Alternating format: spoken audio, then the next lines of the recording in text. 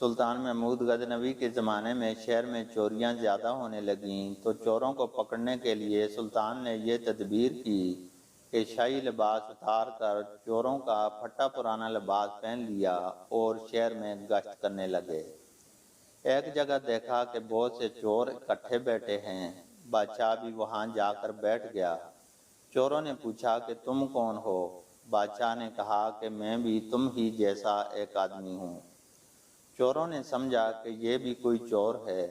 انہوں نے کہا کہ ہم لوگ ماہرین فن ہیں، کوئی عام چور نہیں ہیں، تم اپنا کوئی ہنر بتاؤ، اگر تمہارے اندر کوئی ہنر ہوگا تو تمہیں شریک کریں گے ورنہ نہیں۔ بادشاہ نے کہا آپ لوگ کیوں گھبراتے ہیں؟ آپ لوگوں میں جو چوری کی صفت اور ہنر و فن ہے، میرا ہنر اگر اس سے زیادہ پایا تو مجھے شریک کرنا ورنہ بھگا دینا۔ چوروں نے کہا کہ اچھا اپنا ہنر بتاؤ۔ بادشاہ نے کہا میں بعد میں بتاؤں گا، پہلے تم لوگ اپنا اپنا ہنر بیان کرو۔ ایک چور نے کہا میرے اندر یہ فن ہے کہ میں اونچی سے اونچی دیوار پھلانگ کر اندر داخل ہو جاتا ہوں، چاہے بادشاہ کا قلعہ ہی کیوں نہ ہو۔ دوسرے نے کہا کہ میری ناک میں یہ خاصیت ہے کہ جہاں خزانہ موجود ہوتا ہے میں مٹی سونگھ کر بتا دیتا ہوں کہ یہاں خزانہ ہے۔ تیسرے چور نے کہا میرے بازوؤں میں ایسی طاقت ہے کہ چاہے کتنی ہی موٹی دیوار ہو، میں گھر میں گھسنے کے لیے اس میں سوراخ کر دیتا ہوں۔ چوتھے نے کہا میں ماہر حساب ہوں، کتنا ہی بڑا خزانہ چند سیکنڈ میں حساب لگا کر تقسیم کر دیتا ہوں۔ پانچویں نے کہا میرے کانوں میں ایسی خاصیت ہے کہ میں کتے کی آواز سن کر بتا دیتا ہوں کہ کتا کیا کہہ رہا ہے۔ چھٹے نے کہا کہ میری آنکھوں میں یہ خاصیت ہے کہ جس کو اندھیری رات میں دیکھ لیتا ہوں میں اس کو دن کی روشنی میں پہچان لیتا ہوں۔ اب سب چوروں نے بادشاہ سے پوچھا کہ اے چور بھائی تمہارے اندر کیا خاص بات ہے؟ سلطان محمود نے کہا کہ بھائی میری داڑھی میں ایک خاصیت ہے، جب مجرمین کو پھانسی کے لیے جلاد کے حوالے کر دیا جاتا ہے اس وقت اگر میری داڑھی ہل جاتی ہے تو مجرمین پھانسی کے پھندے سے چھوٹ جاتے ہیں۔ یہ سن کر چور مارے خوشی کے کہنے لگے آپ تو چوروں کے قطب ہیں، جب ہم کسی مصیبت میں پھنس گئے تو آپ ہی کے ذریعے ہم کو خلاصی ملے گی۔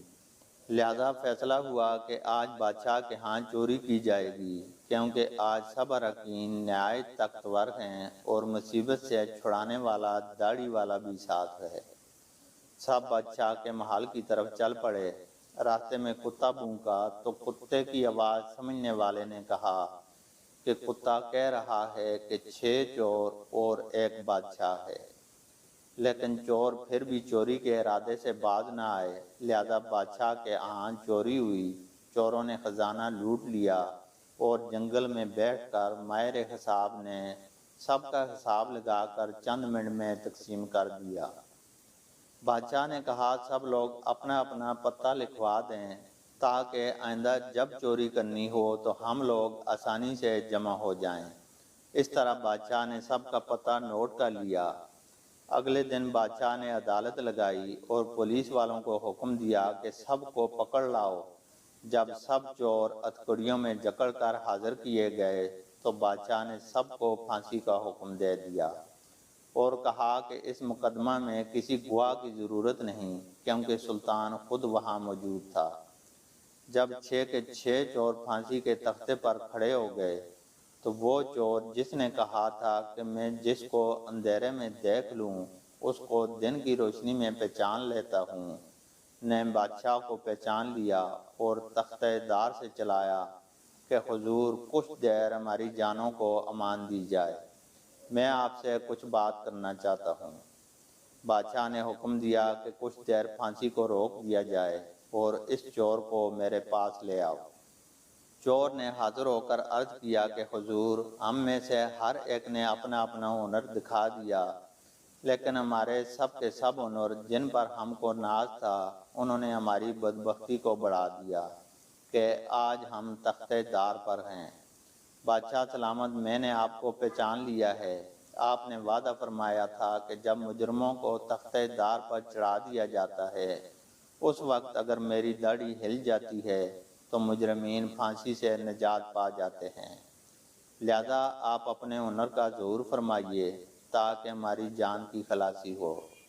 سلطان محمود نے کہا، تمہارے کمالات ہنر نے تمہاری گردنوں کو مبتلا قہر کر دیا تھا، لیکن تمہاری چشم سلطان شناس کی بدولت تم سب کو رہا کرتا ہوں۔ مولانا رومی فرماتے ہیں کہ دنیا میں ہر شخص اپنے ہنر اور فن پر ناز کرتا ہے اور خدا کی یاد سے غافل رہتا ہے، لیکن قیامت کے دن ان کے یہ ہنر کچھ کام نہ آئیں گے اور ان کو مبتلا قہر و عذاب کر دیں گے۔